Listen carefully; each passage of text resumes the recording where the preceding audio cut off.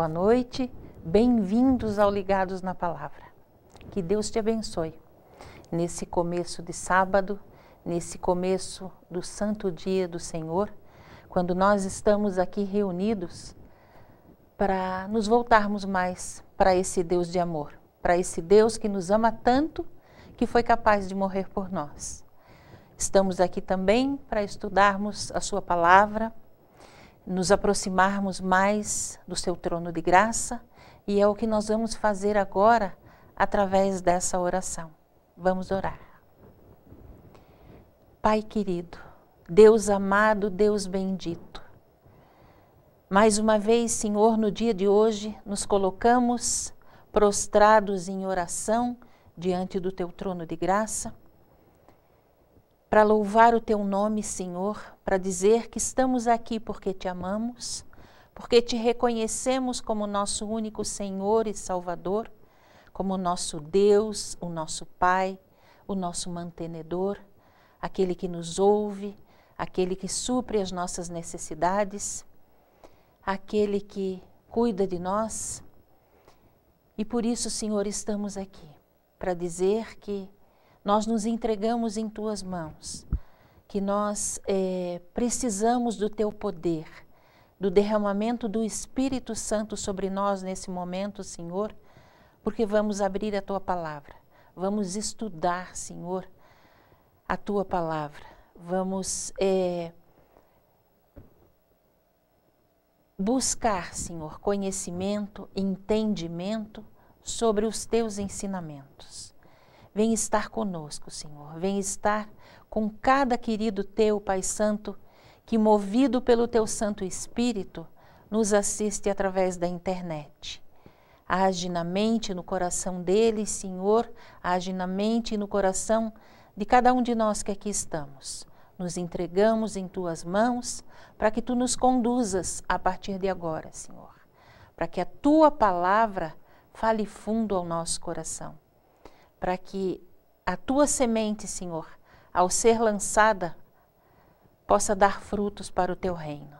Vem estar conosco, nos cerca com os teus anjos, em nome e por amor de Jesus. Amém, Senhor. É muito bom nós podermos termos esse acesso livre ao trono do Pai, através da oração, quando nós nos colocamos na presença dEle. E na presença dEle, pedindo a atuação do Espírito Santo, como acabamos de fazer, nós vamos começar o estudo dessa noite. O nome do nosso estudo, o título, A Igreja do Deus Vivo. Nós viemos já há 2 semanas aproximadamente introduzindo esse assunto e hoje nós vamos vê-lo mais de perto.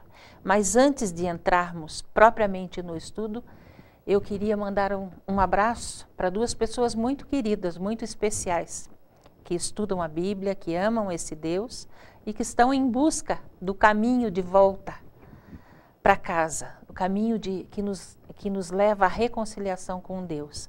Os 2 queridos são a Maria Fernanda e o Márcio. Que Deus abençoe vocês e que vocês possam nos acompanhar nessa noite. Segundo a Enciclopédia das Religiões, no mundo existem cerca de 9 grandes religiões. Uma delas é o cristianismo. Dentro do cristianismo, aproximadamente 35.000 denominações religiosas diferentes. Imagine, dentro do cristianismo, aproximadamente 35.000 denominações diferentes e os sinceros de cada denominação religiosa, de cada igreja, acreditando que a sua igreja é a igreja de Deus, que estão ali fazendo a vontade de Deus.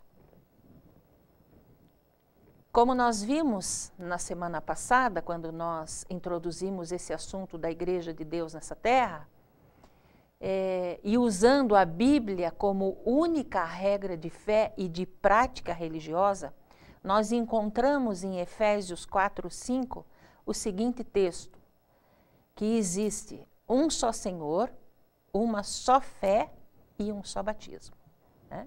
Então, um Deus só, um só batismo bíblico e uma só igreja, representada no Apocalipse 12 pela mulher vestida de sol, conforme nós estudamos na semana passada. E nós vimos também na semana passada, apresentando a questão dos dois caminhos, só existem dois caminhos, né? Ou Deus, ou Satanás, ou a verdade, ou a mentira, ou o engano, ou o evangelho eterno, ou o outro evangelho, conforme diz o apóstolo Paulo. Nós vimos que, além da mulher vestida de branco, com uma coroa de 12 estrelas na cabeça e tendo a lua debaixo dos pés, que é retratada lá no Apocalipse 12, como sendo a esposa do Cordeiro, a igreja de Deus nessa terra, em contraste com ela, em oposição a ela, está a mulher vestida, a mulher prostituta. Ela está vestida de púrpura e escarlata, ela ostenta várias joias e ela tem na mão um cálice com o vinho adulterado, e com esse vinho ela embebedou todos os moradores da terra. Essa descrição, esse ensinamento, essa advertência de Deus para nós está no Apocalipse 17, e Deus chama essa mulher de mulher adúltera. Por quê? Porque ela foi infiel. Ela é infiel, ela não segue a palavra de Deus como única regra de fé. E dentro ainda do Apocalipse 12, na descrição da mulher vestida de sol, nós vemos no versículo 13 que quando o dragão viu que fora lançado na terra, ele perseguiu a mulher que dera à luz o filho homem. Então, o que nós vimos na semana passada? Resumidamente, nós vimos que só existem dois caminhos. Um deles está descrito no Apocalipse 12 como sendo o caminho que nos leva até Jesus, que nos reconcilia com Deus. Representado pela mulher vestida de branco, a igreja de Deus nessa terra, e que vem sendo perseguida pelo dragão, que é Satanás. Satanás persegue a mulher desde que Jesus nasceu nessa terra. Aliás, ele é descrito no Apocalipse 12 como estando diante da mulher para devorar o filho dessa mulher quando ele nascesse. E Satanás fez isso através do rei Herodes, através de Pôncio Pilatos. O rei Herodes mandando matar as crianças de até 2 anos de idade, os meninos. E Pôncio Pilatos crucificando Jesus na cruz do Calvário. Ele perseguiu o povo de Deus, ele matou o povo de Deus, lá através do circo de Roma, do Coliseu Romano. Ele perseguiu e matou o povo de Deus na Idade Média, através da Inquisição, né? Mas como ele viu que matar não era uma boa estratégia, porque ele não conseguiria exterminar o cristianismo puro dessa forma, ele começa então a contaminar a doutrina cristã, a contaminar os ensinamentos de Cristo, trazendo primeiramente para dentro da igreja cristã pessoas não convertidas e depois trazendo também para dentro da igreja cristã práticas pagãs, práticas trazidas lá do paganismo. E assim ele continuou perseguindo a mulher, né? Mas Deus não se deixa, de Deus não se zomba, Deus não se deixa vencer por uma estratégia como essa, e Deus nos alertou desde os princípios que seria dessa forma, que Satanás agiria assim, mas ele também já tinha uma estratégia para vencer a Satanás. E ele, lá no 6º século antes de Jesus nascer, através de Daniel, Deus nos alerta que sobre essa estratégia de Satanás. Como ele continuaria perseguindo a sua igreja. Como ele continuaria perseguindo a mulher vestida de sol. E ele diz lá no verso 12 do capítulo 8, que o exército lhe foi entregue com o sacrifício diário por causa das transgressões e deitou a verdade por terra e o que fez prosperou. Então, Satanás, que no início tentou impedir que Jesus nascesse nesse mundo, através do rei Herodes, perseguiu a Cristo durante toda a sua vida, tentou Jesus de todas as formas, mas a Bíblia nos diz que Jesus nunca pecou nem em pensamento. E quando Jesus estava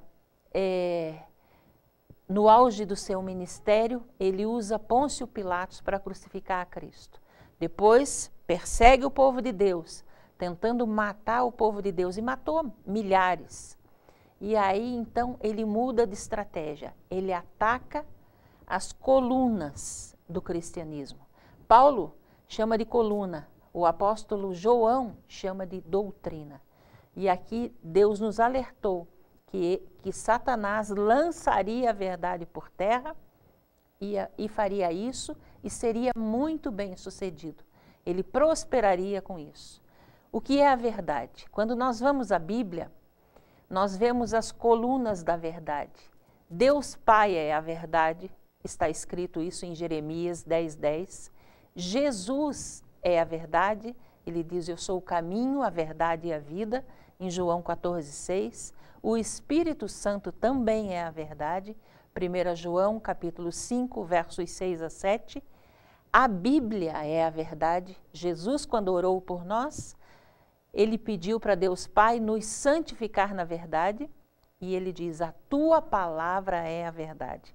Isso está em João 17:17. E a lei de Deus também é a verdade. Isso a Bíblia nos diz em Salmos 119, verso 151. Então nós temos, a Bíblia está alicerçada em 5 colunas fundamentais da verdade.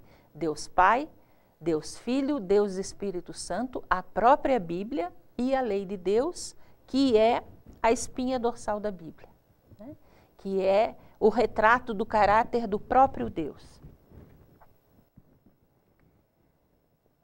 Deus nos disse, através de Daniel, que Satanás, usando instrumentos humanos, obviamente, né, lançaria a verdade por terra, faria isso e prosperaria.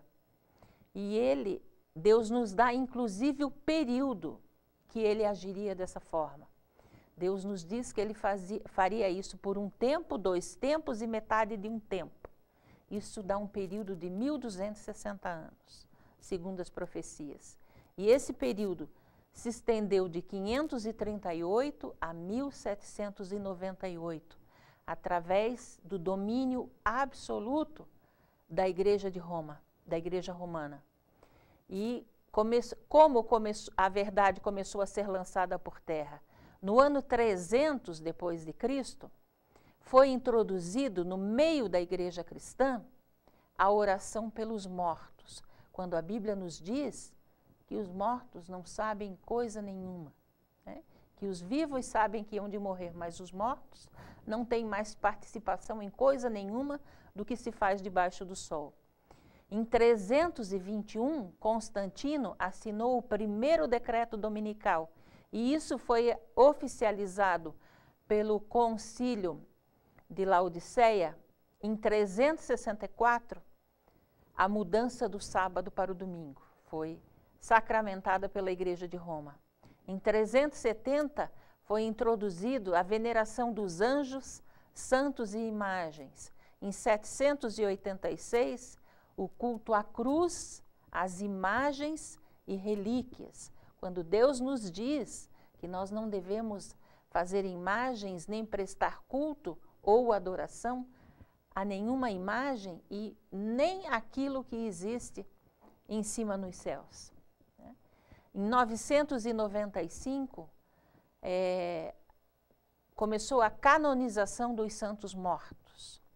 Em 1184 é estabelecido pelo Concílio de Verona a Inquisição, a perseguição ao povo de Deus, perseguição e morte aos fiéis à palavra de Deus.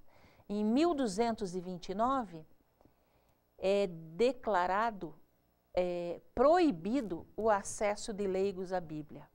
Em 1545, a tradição é declarada igual ou superior à Bíblia. Veja como é que Satanás começou, como é que ele agiu ao longo dos séculos.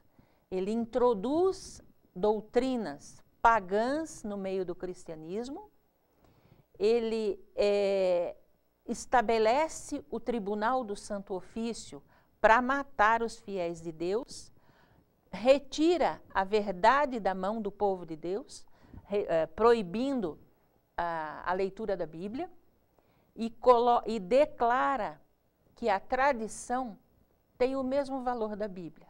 E ainda em 1546, ele introduz 7 livros apócrifos no cânon bíblico.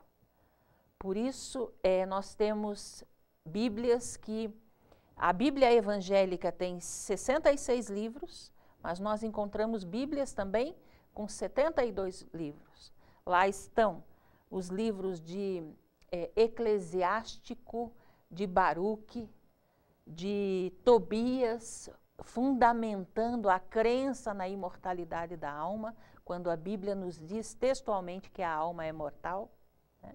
Então, dessa forma, Satanás foi contaminando, poluindo, pervertendo a doutrina cristã, os ensinamentos de Jesus.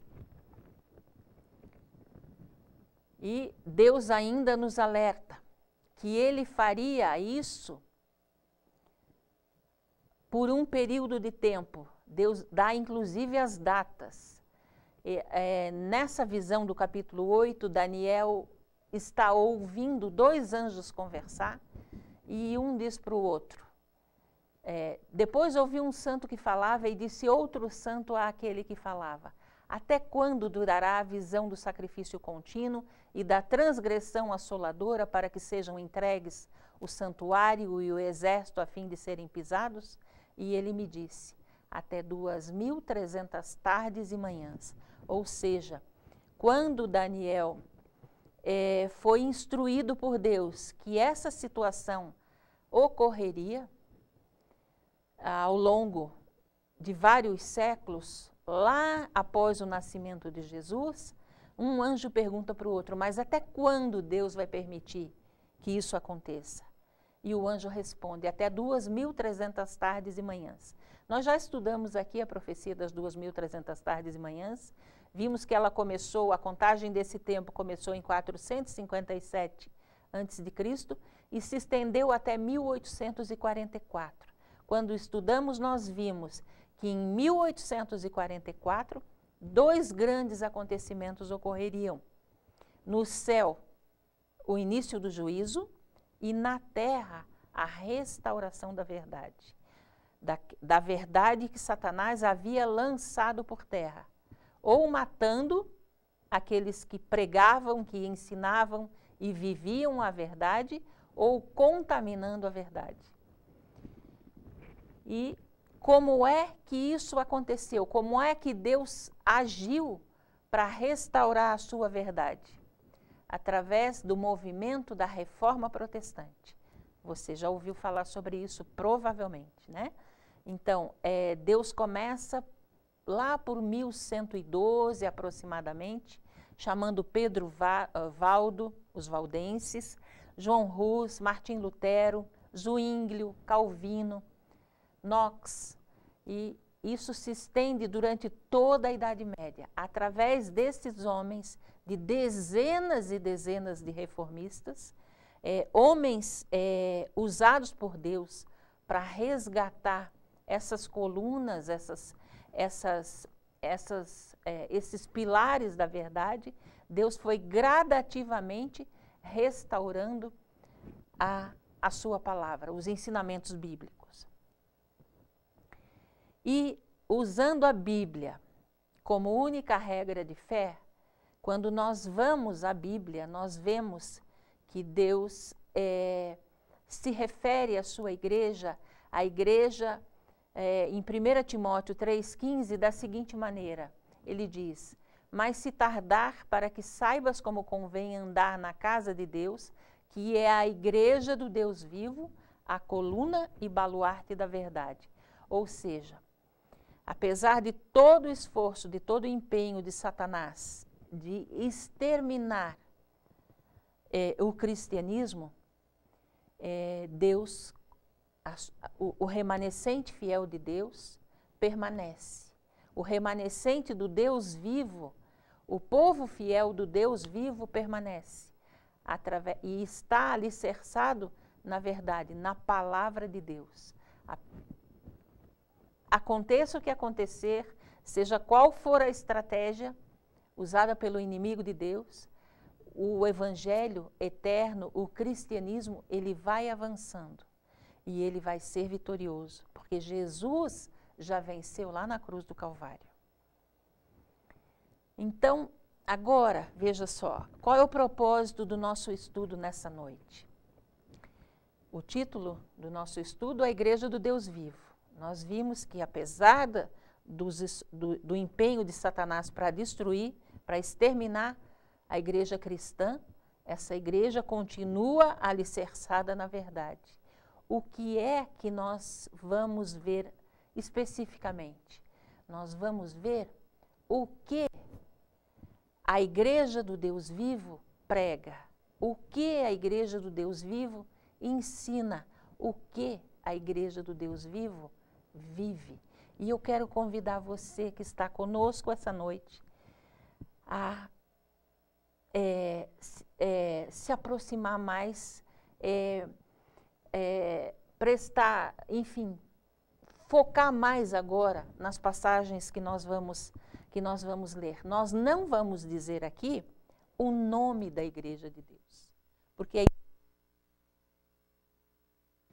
Olá, queremos pedir desculpa a você, mas tivemos um probleminha com o microfone e precisamos interromper. Tudo isso porque estamos ao vivo, né? E ao vivo acontecem imprevistos mesmo. Mas vamos continuar no nosso estudo, vamos continuar desenvolvendo o raciocínio que vínhamos tendo até aqui. Vamos ler 1 Timóteo 3,15, onde Deus nos diz assim: mas se tardar, para que saibas como convém andar na casa de Deus, que é a igreja do Deus vivo, a coluna e baluarte da verdade. Apesar dos esforços, do empenho de Satanás e seus demônios para destruir a verdade, lançando a verdade por terra, matando os cristãos fiéis a Deus e contaminando, poluindo, pervertendo a doutrina de Deus, a igreja do Deus vivo, ela permanece. O remanescente fiel é fiel. Ele vem através dos tempos. Através dos tempos, Deus sempre teve um povo fiel, que levou a tocha da sua verdade, da sua palavra, aos sinceros de Deus, aos fiéis de Deus, ao longo dos séculos. E a Bíblia chama esse povo de Igreja do Deus Vivo. O remanescente fiel na Bíblia é chamado de Igreja do Deus Vivo. Agora, eu queria destacar a seguinte situação. Essa Igreja do Deus Vivo, ela está, nós podemos encontrá-la numa igreja visível, uma igreja estabelecida, como a Igreja do Deus Vivo também está espalhada pelo mundo afora, através dos sinceros de Deus, nas milhares de denominações religiosas. Esses sinceros de Deus que estão pulverizados nas milhares de denominações religiosas diferentes, são chamados de igreja invisível. O que Deus, o que Jesus e o Espírito Santo estão fazendo é reunir esses dois grupos, da igreja visível, a igreja visível do Deus vivo e a igreja invisível. E é isso que, por isso nós estamos estudando as características dessa igreja, para que você fique atento, para que você possa comparar aquilo que a igreja a qual você pertence ensina, aquilo que você crê, com aquilo que a igreja do Deus vivo ensina, com aquilo que a igreja do Deus vivo prega e vive. Com esse propósito, nós vamos ver algumas colunas da verdade pregadas e ensinadas pela igreja do Deus vivo. A primeira coluna, Efésios 2, 19 e 20. Veja, o que a igreja do Deus vivo crê, o que ela ensina? Assim que já não sois estrangeiros nem forasteiros, mas concidadãos dos santos e da família de Deus, edificados sobre o fundamento dos apóstolos e dos profetas, de que Jesus Cristo é a principal pedra da esquina. A igreja do Deus vivo, ela está alicerçada no Velho Testamento, no ensinamento dos profetas. No Novo Testamento, ela está alicerçada no ensinamento dos apóstolos e do próprio Cristo. Ele é o cabeça da igreja. Ele é aquele que dirige as coisas da sua igreja aqui nesse mundo. Ele é a pedra angular. Tudo vem dele e tudo caminha por ele e para ele. Jesus Cristo é o cabeça da igreja. E ele não comissionou ninguém para representá-lo aqui nesse mundo, a não ser o Espírito Santo, conforme nós já estudamos anteriormente. Uma outra coluna da verdade, uma outra coluna que a igreja do Deus vivo ensina, prega e vive, é que só Jesus salva. Não existe, e eu queria que você atentasse para isso nesse momento. Isso é fundamental. Veja, não existe outro intercessor diante de Deus Pai, a não ser Deus o Filho. Só Jesus é o nosso intercessor lá no céu. Só Jesus salva. As obras não salvam, os dons não salvam, somente Jesus nos salva. É o que diz Atos 16, 30 e 31. Quando perguntaram para os apóstolos, para Pedro em especial, Senhores, que é necessário que eu faça para me salvar? Pedro respondeu, crê no Senhor Jesus Cristo e será salvo tu e a tua casa. Creia que só Jesus salva. Pela fé, pela graça de Deus, só Jesus nos salva. E se nós crermos, se nós vivermos com esse, priorizarmos Jesus na nossa vida, não só nós estaremos entre os salvos, mas a nossa casa também, ou seja, a nossa família, os nossos amigos. Como isso pode acontecer? Através do nosso testemunho. Isso está escrito também, esse ensinamento nós encontramos em Atos 4:12 e 1 Timóteo 2:5.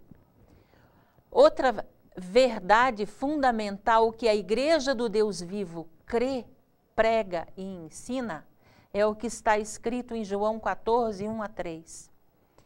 Ela ensina, ela crê, ela se prepara, porque Jesus em breve vai voltar a essa terra para buscar a igreja do Deus vivo. A igreja que já é visível, que já vive de acordo com os ensinamentos de Deus, e os seus sinceros que ainda fazem parte da igreja invisível. E ele Hoje, o Espírito Santo atua de tal maneira para unir esses dois grupos, porque é esse grupo da Igreja do Deus Vivo que Jesus virá buscar. E João 14, 1 a 3 diz assim: não se turbe o vosso coração. Credes em Deus, crede também em mim. Na casa de meu Pai há muitas moradas, e eu vou preparar lugar.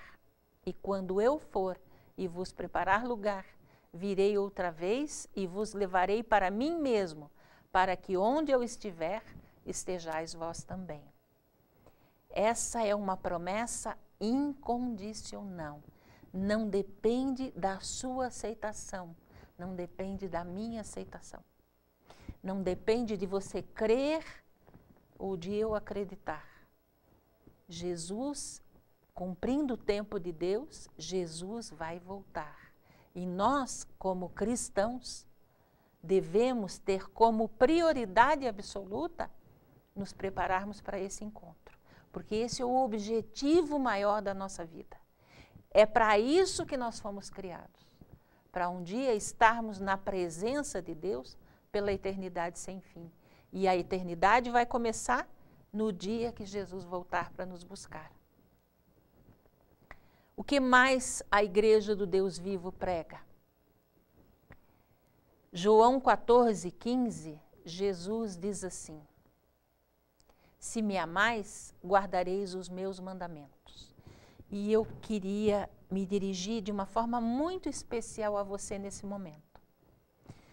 Você está aqui numa sexta-feira à noite, estudando a palavra de Deus, voltado para as coisas de Deus, priorizando as coisas do reino de Deus, porque com certeza absoluta você ama esse Deus. E ele diz: você me ama? Então prove. Prove que você me ama. Me obedeça então. Guarde os meus mandamentos.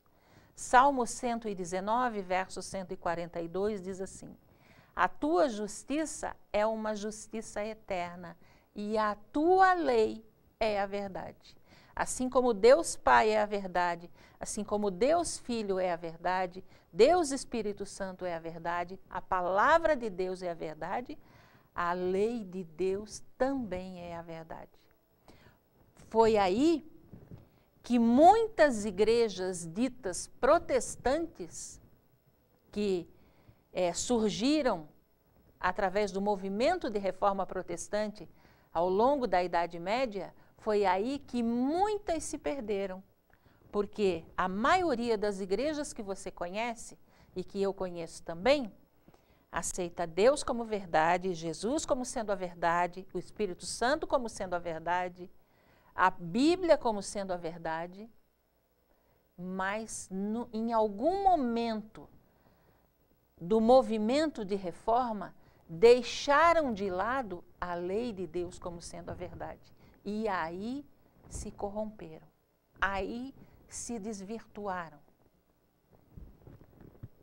A Igreja do Deus Vivo prega, crê e vive de acordo com a lei de Deus, que é o caráter, o retrato do caráter de Deus.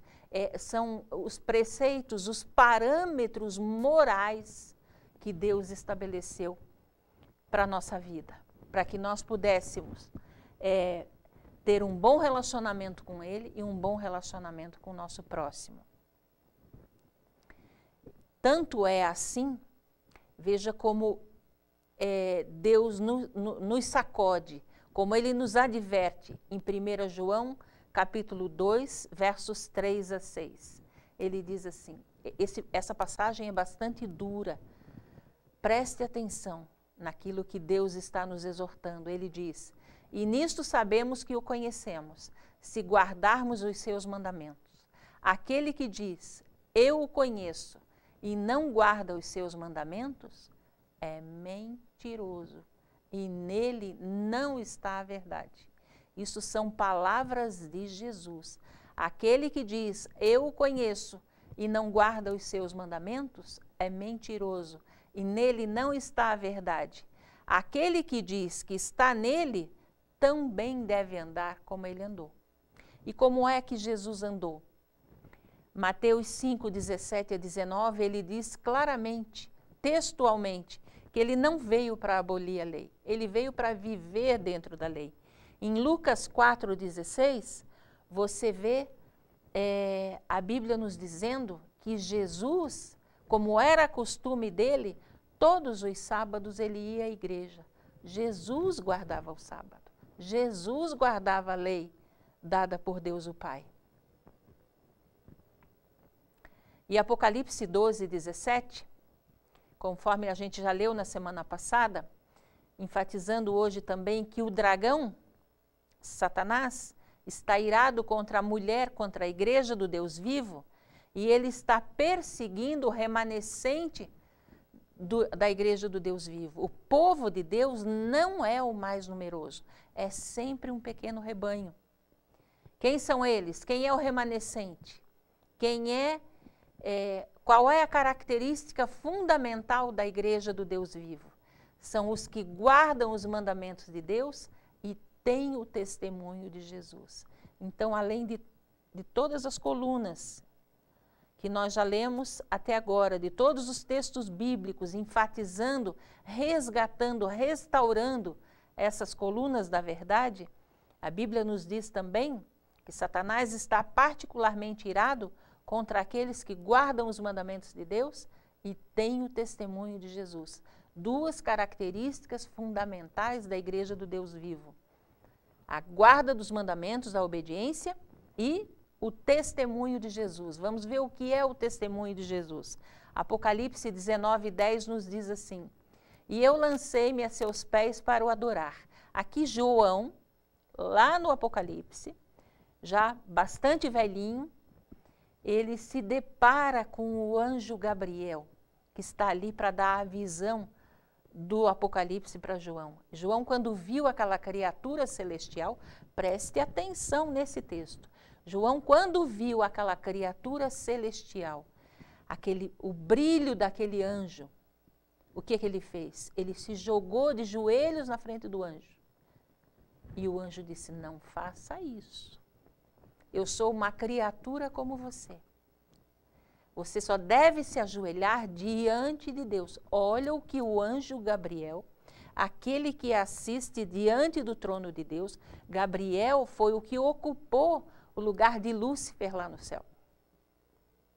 E ele diz para João: não se prostre, não se ajoelhe diante de nenhuma criatura, se ajoelhe somente diante do Criador. E aí ele explica para João o que é o testemunho de Jesus. Veja só, relendo o texto, Apocalipse 19, 10. E eu lancei-me a seus pés para o adorar, mas ele disse-me: olha, não faças tal, sou conservo teu e de teus irmãos, que têm o testemunho de Jesus. Adora a Deus, porque o testemunho de Jesus é o espírito de profecia. Ou seja, além de obedecer a Deus, além de guardar os mandamentos, a igreja do Deus vivo tem um profeta verdadeiro, através do qual Deus pôde resgatar a sua verdade, restaurar as colunas da verdade que Satanás foi lançando por terra. Sobre esse assunto, sobre o dom de profecia, nós vamos estudar daqui a 2 semanas. Algumas dessas colunas que nós estamos vendo rapidamente nessa noite, nós vamos nos deter mais nelas ao longo dos estudos, ao longo das sextas-feiras. E sobre o dom de profecia, nós vamos estudar mais detalhadamente. Só para dar para que você possa entender o que é o dom de profecia. Através do dom de profecia, Deus escreveu toda a Bíblia. Nós vimos o primeiro estudo que nós fizemos, né? Deus usou seres humanos para escrever a Bíblia, a quem ele dotou do espírito de profecia. Pessoas a quem ele deu visões, deu sonhos e orientou para que escrevessem a Bíblia. Só que a Bíblia, como você já viu, nós estamos estudando essa noite, o que Satanás fez com a Bíblia, com a palavra de Deus? Ele lançou por terra. ele tirou da mão do povo e ele matou aqueles que conheciam. Então ele tirou o referencial da mão do povo, ele tirou o parâmetro, ele tirou a bússola da mão do povo de Deus. E Deus então disse que isso aconteceria, essa situação se estenderia até 1844. A partir dali, Deus resgataria a sua palavra, os seus ensinamentos. E Deus fez isso. Então, dentro do remanescente fiel, dentro da igreja do Deus vivo, alguém, a partir de 1844, recebeu de Deus o dom de profecia, para resgatar as verdades bíblicas, não para escrever a Bíblia outra vez. A Bíblia já estava escrita. Assim como Deus deu o dom de profecia para Martim Lutero, Deus deu para Isaac Newton, Deus deu para Pedro Valdo, para John Hus, para os reformadores de maneira geral, Deus deu também a partir de 1844, de uma forma muito mais completa, porque tinha chegado o tempo de se restaurar a verdade. Sobre isso nós vamos estudar mais detalhadamente numa das próximas sextas-feiras. Veja, o que é que a igreja do Deus vivo prega? O que é que ela ensina? Isaías 58, 13 e 14. O que é que a igreja do Deus vivo crê? Com base bíblica, que o sábado é um dia especial. É o único dia santo que Deus estabeleceu para que a gente possa passar na companhia dele.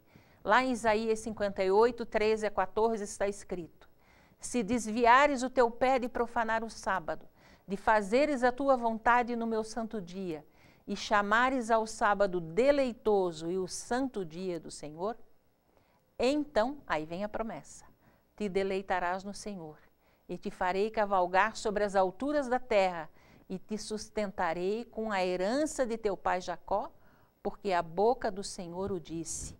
Ou seja, se o sábado realmente for um dia especial, um dia prazeroso para você, um dia deleitoso, como diz a palavra de Deus, porque nesse dia você vai passar na companhia do teu Deus Criador, do teu Deus Redentor, então você vai receber a herança que Deus prometeu para Jacó. Deus prometeu para Jacó vida eterna. É isso que Deus está prometendo para nós também. Não, veja, o sábado, a guarda do sábado não salva ninguém. Apenas é um sinal diferencial. Apenas quando você guarda o sábado, você está dizendo para esse Deus de amor que você o aceita, que você reconhece nele o teu Criador, o teu mantenedor e o teu Redentor. E vivendo dessa forma, você está fazendo a vontade desse Deus. E se você vive aqui nesse mundo de acordo com a vontade de Deus, você vai estar com ele na eternidade também. Além disso, o sábado, veja o que é o sábado para Deus. Ezequiel 20, verso 12 e 20. Lá está escrito assim: e também lhes dei os meus sábados, para que servissem de sinal entre mim e eles, para que soubessem que eu sou o Senhor, que os santifica. O sábado, meu querido, o sábado, minha irmã querida que me assiste através da internet, que acompanha conosco esse estudo, é o sinal do povo de Deus.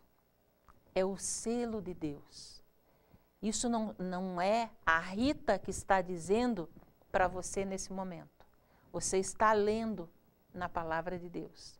Assim como Deus diz textualmente em Êxodo 31, 13, 16 e 17, que o sábado é o sinal entre ele e o povo dele e é um sinal para sempre.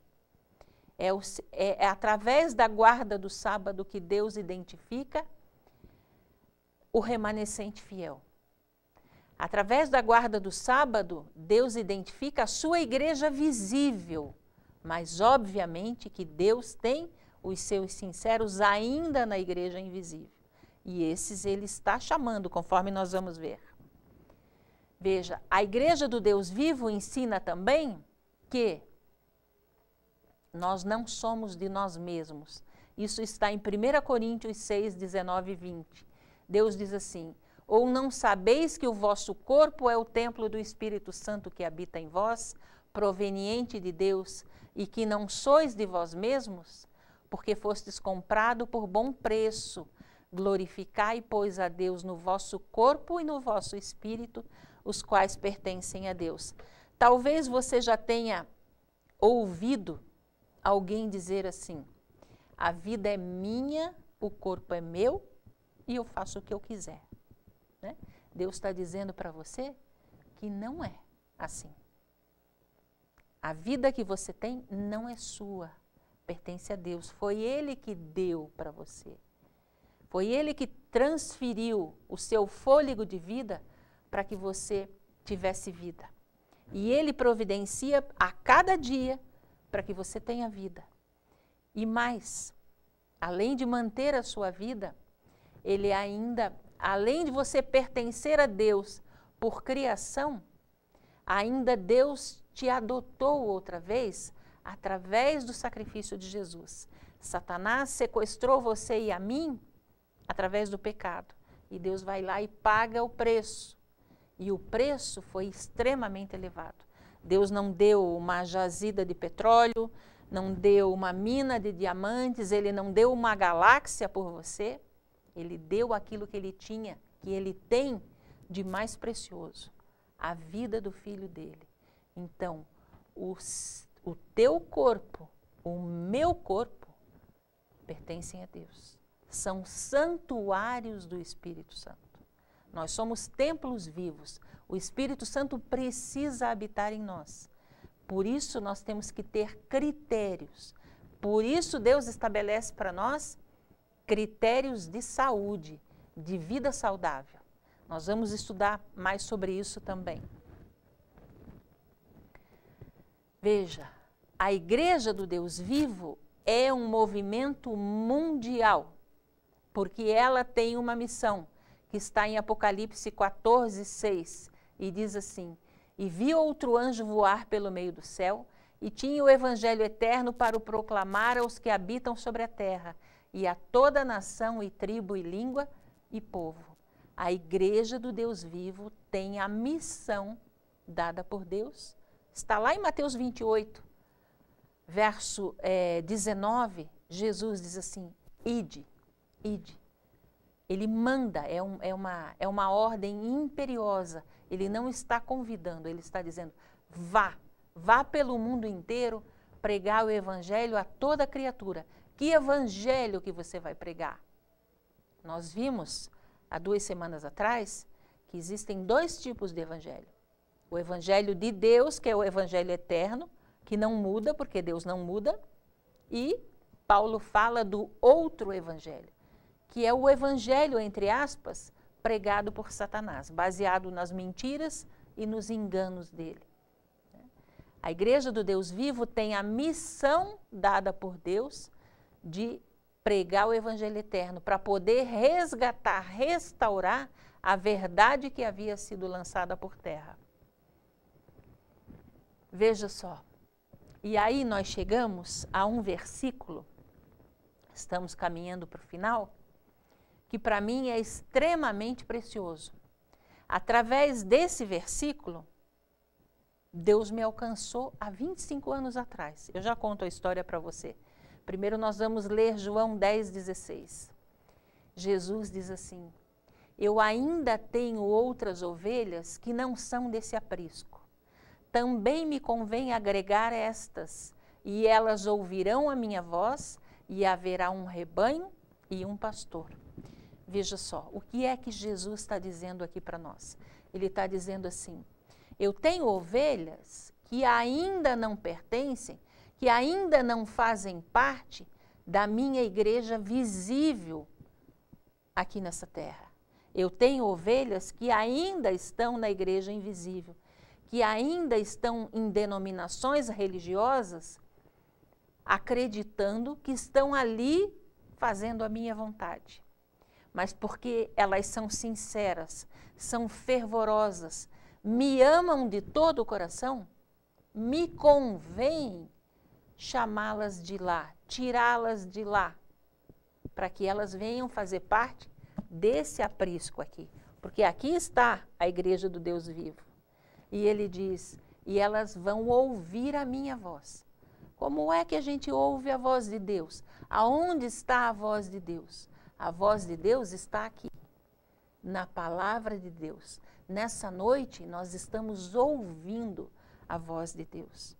E eu queria lembrar para você mais uma vez, que cada estudo que é feito através da internet, cada vez que nós nos reunimos aqui, você e nós, para estudarmos a palavra de Deus, nós sempre pedimos a presença do Espírito Santo.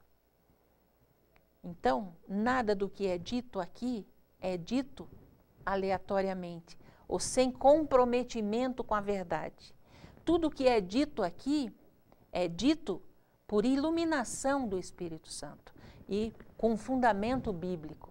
Deus diz que os sinceros dele, espalhados nas diferentes igrejas que você conhece e que fazem parte da sua igreja invisível, esses ouviriam a sua voz, porque amam esse Deus, porque amam o seu pastor, Jesus Cristo. Ouvem a voz do pastor. E quando ouvissem a voz do pastor, passariam a fazer parte da igreja visível de Deus nessa terra, da igreja militante, que quando, após esse movimento de ouvir a voz do pastor, Jesus Cristo, de aceitar os seus ensinamentos, de se retirar de onde está e passar então a fazer parte da igreja do Deus vivo, aí sim, essa igreja vai ser a igreja triunfante. Vai ser a igreja que Jesus Cristo, num futuro muito breve, virá buscar. É por essa igreja que o Espírito Santo está trabalhando. Aliás, ele trabalha na vida de cada criatura de Deus, para que todos, sem exceção, possam fazer parte desse rebanho, do rebanho que Jesus logo, logo virá buscar. E por que que esse versículo para mim é tão precioso? Porque eu sempre fui uma pessoa muito ligada com Deus, muito voltada para as coisas de Deus, só que eu não tinha conhecimento da Bíblia. Eu não cria da forma como eu creio hoje, da forma como o Espírito Santo tem me ensinado. Há 25 anos atrás, eu tinha relacionamento com Deus, sempre tive, mas estava eu também na igreja invisível. Estava eu também numa denominação religiosa, sendo fiel a Deus dentro daquilo que eu conhecia, dentro daquilo que eu achava ser a verdade. Até que um dia muito frio, um 7 de setembro, como nós vamos ter agora no domingo, num dia 7 de setembro, Deus vinha trabalhando comigo já há algum tempo, e eu comecei a ler a Bíblia, comecei a estudar o livro do Apocalipse, o Espírito Santo e eu, durante muitas madrugadas, até que num dia 7 de setembro, Deus me mostrou João 10,16. Talvez para você não diga muita coisa, mas para mim, Rita, esse versículo é extremamente precioso. Você conhece neon? Aquela luz assim que dá destaque a nomes, a algumas placas de estabelecimentos comerciais e tudo mais. Esse versículo, para mim, quando Deus mostrou para mim, ele brilhava que nem um neon. Deus me disse que ele tinha ovelhas em todas as igrejas, cristãs e não cristãs. Dentro do paganismo, dentro do ateísmo, Deus tem um povo sincero. E que só está lá porque ainda não ouviu a voz de Jesus, ainda não não confrontou, ainda não comparou aquilo que crê, aquilo que foi ensinado, com o assim diz o Senhor. Através desse versículo, Deus me tomou pela mão, literalmente, como se Ele tivesse me levado diante de um imenso janelão e Ele tivesse me dito assim, afastado a cortina e me dissesse assim, venha que eu vou te mostrar. A partir desse versículo, as verdades bíblicas começaram a tomar forma na minha mente. Eu comecei a compreender, eu comecei a entender e a me maravilhar cada vez mais com o amor do nosso Pai, que não desiste, que não larga da mão dos seus filhos fiéis, estejam eles aonde estiverem. Deus tem um povo fiel que Ele está preparando, Ele está chamando, e só por isso Jesus ainda não voltou. Jesus ainda não voltou porque Ele está esperando por você, está esperando por mim também, para que nós possamos estar prontos, para que nós possamos aqui nessa terra ainda fazermos parte da sua igreja militante, da sua igreja visível, para muito em breve fazermos parte da igreja triunfante, da igreja que Jesus, com milhões e milhões de anjos, virá buscar.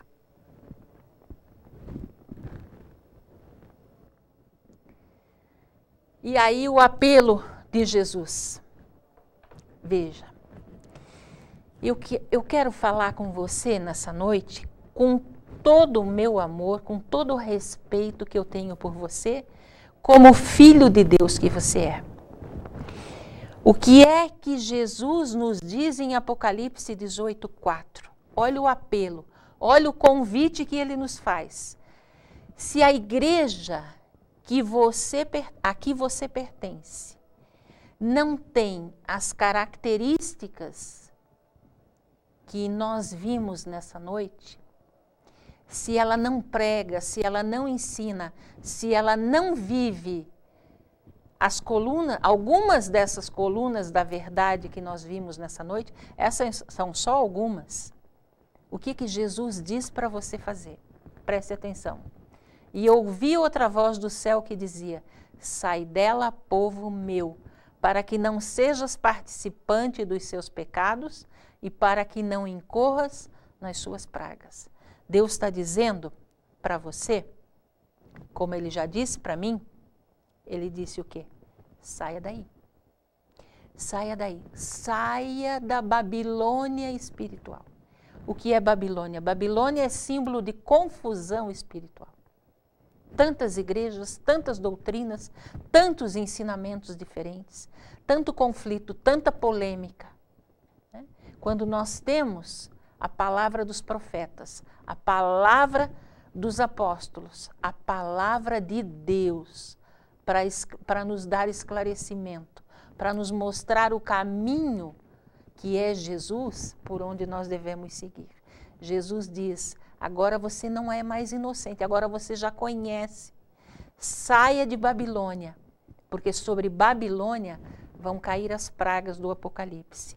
E se você permanecer lá, conhecendo agora o que você já conhece, porque eu mostrei para você, você vai ser cúmplice dos pecados de Babilônia. Por isso ele te convida a sair de lá.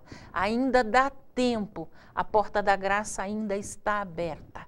O Espírito Santo ainda está agindo na sua mente e no seu coração, na minha mente e no meu coração. Porque todos nós precisamos de crescimento, de amadurecimento espiritual. Porque ele convida você para sair de Babilônia? Porque ele brevemente virá buscar o seu rebanho. E olhe como ele identifica o rebanho dele. Apocalipse 14:12. Aqui está a perseverança dos santos. Aqui está o meu povo fiel. Deus sempre teve um povo fiel. Lá no Éden, Adão e Eva. Entrou o pecado, Abel continuou fiel. O pecado desvirtuou, deteriorou completamente a raça humana, mas em Noé, Deus teve o remanescente fiel. Os descendentes de Sete, de Sem, de Abraão, né? O remanescente fiel de Deus. Hoje, o remanescente fiel de Deus, Deus identifica, Deus nos ensina que eles têm, que o remanescente fiel, a sua igreja, a igreja do Deus vivo, tem a guarda dos mandamentos de Deus e a fé em Jesus. Veja só como Satanás age. No Velho Testamento, Satanás pregou a obediência, né? E os fariseus faziam isso como ninguém, obedeciam como ninguém, só que coração duro, não reconheceram o Messias. Agora Satanás foi para o outro extremo. Ele prega que agora só o amor, Deus é amor, né? Deixa a obediência de lado. Nós estamos livres da obediência porque Jesus morreu na cruz do Calvário.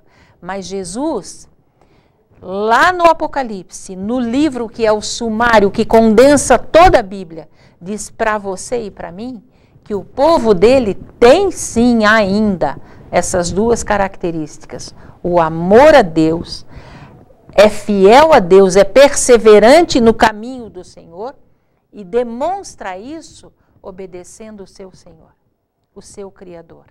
Jesus diz assim em Lucas 6,46, por que você me chama Senhor, Senhor, e você não faz o que eu mando? Veja bem, nós ainda estamos vivendo em tempo de salvação.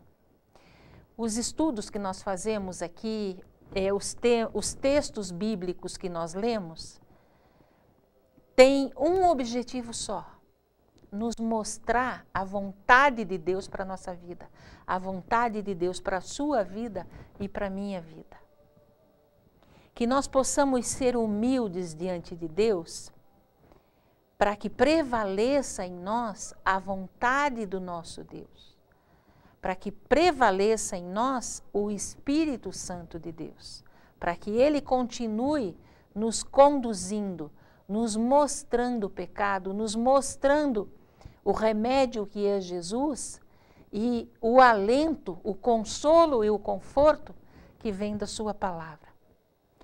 Que você e eu possamos, num futuro muito breve, quando Jesus voltar para buscar a sua igreja, a igreja triunfante, que nós possamos fazer parte dessa igreja, para que a sua vida e a minha vida não tenha sido em vão, para que nós possamos dar glória a Deus, louvar esse Deus e estar na presença dele pela eternidade sem fim, porque foi para isso que você e eu fomos criados.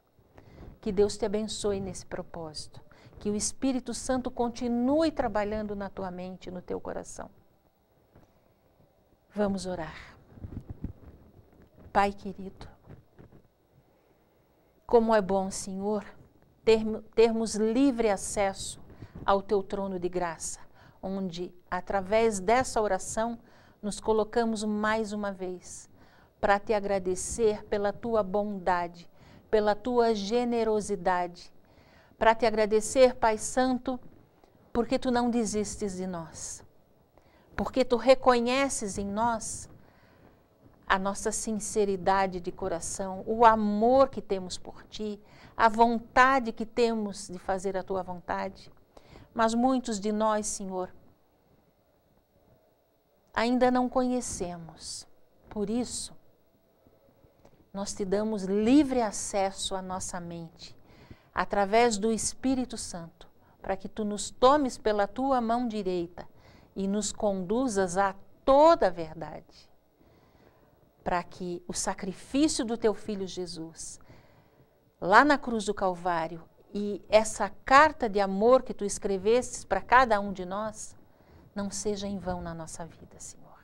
Pai querido, estende a tua mão poderosa sobre esse teu Filho fiel, esse teu Filho sincero, que está buscando a tua vontade através do estudo da tua palavra. Senhor, que cada um de nós possamos crescer em graça, sabedoria e santidade, e num futuro muito breve possamos fazer parte da igreja do Deus vivo, da igreja que hoje tem a missão de pregar o teu evangelho, o evangelho eterno, para que quando Jesus voltar, possamos fazer parte da igreja triunfante, estarmos contigo, com o teu Filho Jesus e com o Espírito Santo, pela eternidade sem fim, rendendo glórias ao teu nome, Senhor. É o que nós te pedimos e desde já te agradecemos. Em nome por amor de Jesus. Amém, Senhor. Amém, Pai Santo.